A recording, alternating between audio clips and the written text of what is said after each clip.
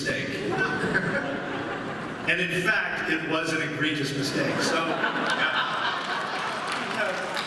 and I have gone back in with the help of Jay Lee and Scott, and we've tuned it a little bit for you. Yes.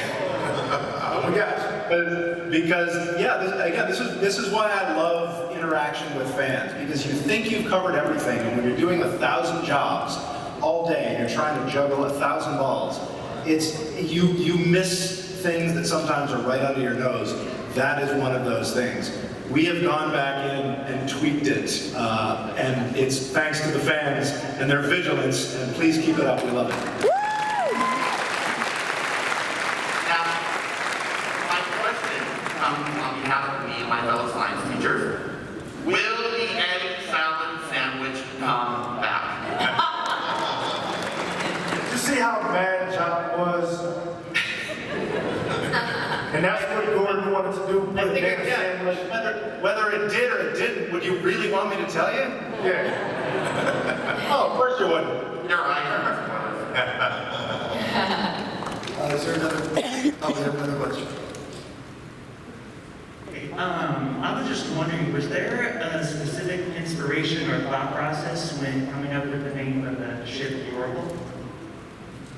Yeah, I was reading that McCullough biography on the Wright brothers at the time, and there seemed to be an undertone that maybe like Orville was sort of the Scrappy-Doo of the Wright brothers. And originally in the pilot, the ship, the Orville, was kind of supposed to be a mid-level exploratory vessel that was by no means the flagship of the fleet. It was far from it. And so it kind of felt like a good name in the context of what I was reading at the time. And you know, since then, what's nice about that, since then we've told the story of its growth, and it's become more and more of a player in our fictional galactic universe of politics. And so it's, yeah, but that was the origin of it. It was I just happened to be reading a book about the Wright brothers and named the ship Orville. Can I throw one in real quick? It's just right on piggybacking on that, Topher. My friend was saying, I just love that name, Topher. And I was like, how did they come up with that? So I was wondering, did you have any specific? Sometimes you just put your fist down on the keyboard when you make a name. and you see what word goes in. So, you know, it's funny, Joel McNeely told me that, our fabulous composer, Joel McNeely, told me this at one point, that he, every once in a while, he'll just plunk his hands down on the keyboard, and whatever bizarre chord he comes up with, that'll be his springboard for what he's about to write. And it's not that different than coming up with alien names. Next question. Yeah, this is to the cast. When I saw the episode of Isaac betraying the Orville, I want to know how you guys reacted when you saw he was going to die in the script. So were you guys betrayed? Like, did you feel betrayed? Were you surprised? Because it came kind of out of nowhere to me as a viewer. I was just concerned that Mark would be written out of the Orville. Mark said he fired. You were concerned. Oh my God. But where are we going with this one? I was pleasantly surprised because it brought about contention, and there was a place to go from there. So I just knew that there would be stories after that. Nice working with you, Mark. Yeah, I mean, it brought me an opportunity to come in and be from a different ship on the Orville, and I feel like, you know, not every Orville ship is the same, like just in, you know, America, like maybe every state, they have different, you know, rules or whatever. So I might have come from a ship that didn't have a king on, and it was my first experience on a ship, and that gave me an opportunity. And I hope you guys see that she grows over the season, but she definitely comes in strong with her opinion of him and the whole, you know, species of them. For me, it shifted Isaac's character into a different gear, because he was sort of the butt of a few jokes before that, wasn't he? Mr. Potato Head and all that. But then his betrayal, in that sense, made him quite a serious player in the Orville. And yeah, the rest is history. It's been quite a journey since then, really, for Isaac. And it continues. brothers down there that, oh, you played a joke on me. I might have a canine kill everybody. It's interesting, the crew's reaction to Isaac at the beginning of season 3, once again, as Ann pointed out, it's very different than the way it was in the second half of season 2. And that's a direct result, again, of comments that we read, God, a year and a half, 2 years ago from fans saying, wait a minute, how the hell can this guy just walk onto the bridge and take his post again after what's happened?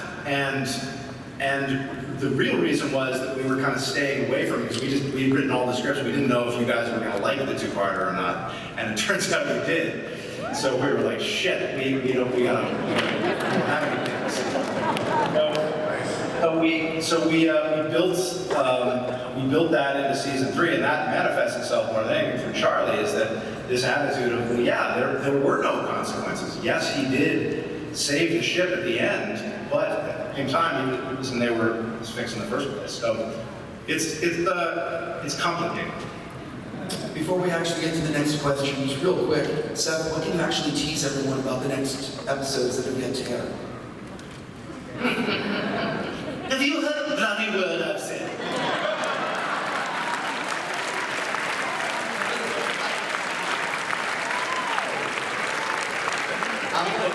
Yes, we all need Collider. We know you're fat. For heaven's sakes, listen.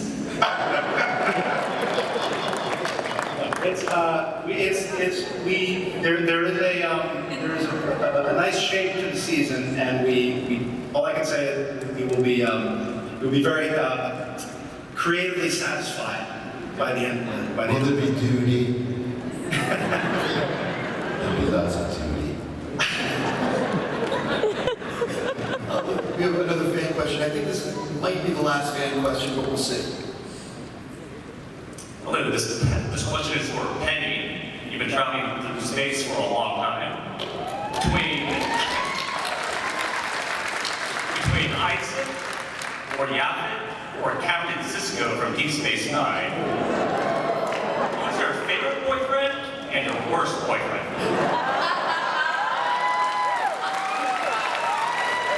That's a great question. Okay, let me start answering that by saying this. Seth, I really want to do a season 4, 5, 6, 7, 8, 9.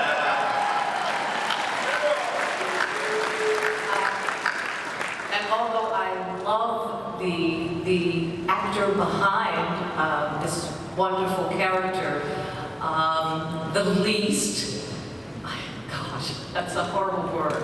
My least boyfriend would be Yaphet, but I love the interplay. I mean, that was just so lovely to be disgusted with someone who was just enamored with you. My favorite? I'm listening, Penny.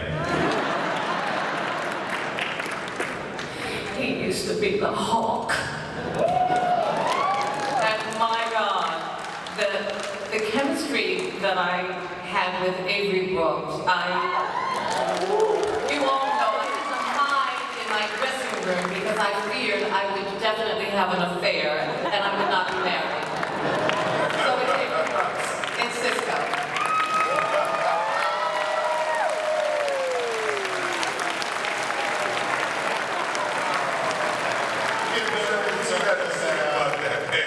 It's gonna be a long bus ride home. Yeah, I'm pretty sad about that. I'm not worried. Well, Mark, so he had 7 years, Mark. It's fine. Okay, great. You're here now. I'm here now.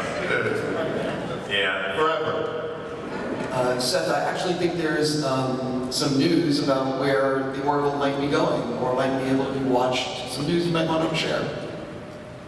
Yes, I'm very excited to announce that all 3 seasons of the Orville will be going up on Disney Plus starting August 1st.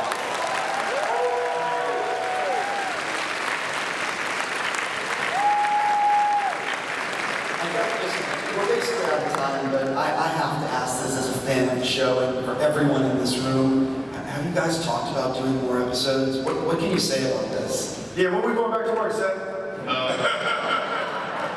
Look, all I can say is, we don't know. We don't know. And I don't think we will know until this season finishes. I think it's a mystery to a lot of us, particularly on streaming platforms. You don't, as an executive producer, you don't always know how well your show is doing. There are no Nielsen ratings that are publicized the morning after every week. We just don't know. All we can say is that if as many people as possible watch the show, tell your friends, then like anything else, we have a shot. And if there is a demand for it, there is certainly a desire for it on our end. So we will see.